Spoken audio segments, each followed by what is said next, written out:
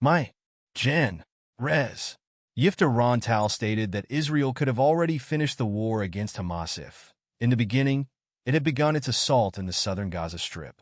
Rontal's comments were addressed to Aria Eldad and Yariv Oppenheimer in a recent segment on their 103 FM program, and come amid talks between the IDF and representatives from Egypt and the U.S. regarding control over the Philadelphia corridor. I believe the question of why we didn't enter Rafah is critical. It was a serious strategic mistake on the part of those who planned the attack on the Gaza Strip. Entering Gaza from north to south created favorable conditions for Hamas. They retreated while we advanced, leaving the exit open. To this day, we haven't managed to close all the tunnels along the Philadelphia corridor. Imagine what has happened in the 20 years we haven't been there, said Rontal.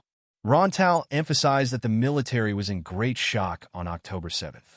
According to him, in the days following the severe attack, there was no plan for a full conquest of Gaza.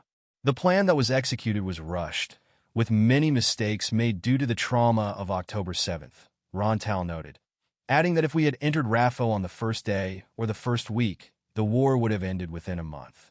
Rafah is Hamas' oxygen lifeline, he said. Rafah is Hamas' oxygen lifeline. And thus, the missed opportunity for an immediate entry into Rafah was a significant mistake that affected the course of the war.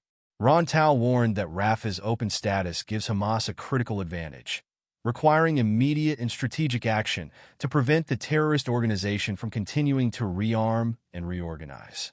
Yifta Rontal, director of the Israel Electricity Company, speaking during a special committee meeting following the failure of electricity over the last couple of days of stormy weather at the Knesset on October 26, 2015. Later in the conversation, Rontal also mentioned Egypt's economic and security interests in the current situation. He said in the northern part of Sinai, vast amounts of equipment are waiting for the moment they can be funneled through the tunnels into Gaza.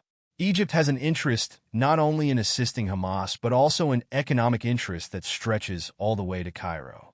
He explained that what has built Hamas' military strength is primarily the tunnels and their ability to transfer weapons and infrastructure through them. Over 95% of the ordnance fired at us in recent years came through these tunnels, he said. If we don't seal them completely, this could happen again. What stands between a situation where Hamas cannot survive militarily and one where they can is a strategic decision to lock down Rafah completely. Regarding future deals, Rontal expressed concern that a partial deal could result in a death sentence for most of the hostages remaining in Hamas' hands. If there is a partial deal, Hamas will get what it wants and keep the rest of the hostages without returning anyone, he added. I would prefer to continue pressing for a deal that brings all the hostages home. Stay updated with the latest news. I'm also concerned about arriving at a situation that will halt the northern campaign, Rontal continued. We could be left in a problematic security reality that won't bring the hostages home. Our primary effort should no longer be in Gaza. Hamas is being militarily defeated there. Our greatest existential problem is in the north. If we are not strong, we will remain in a very problematic reality. We must find a way to reach a resolution in the north, or else we will find ourselves in a much more dangerous situation.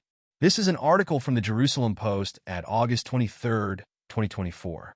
Please check the link at the description. Pictures gotten from internet and may not correlate with the audio. If you like the video, please subscribe. Thank you for listening.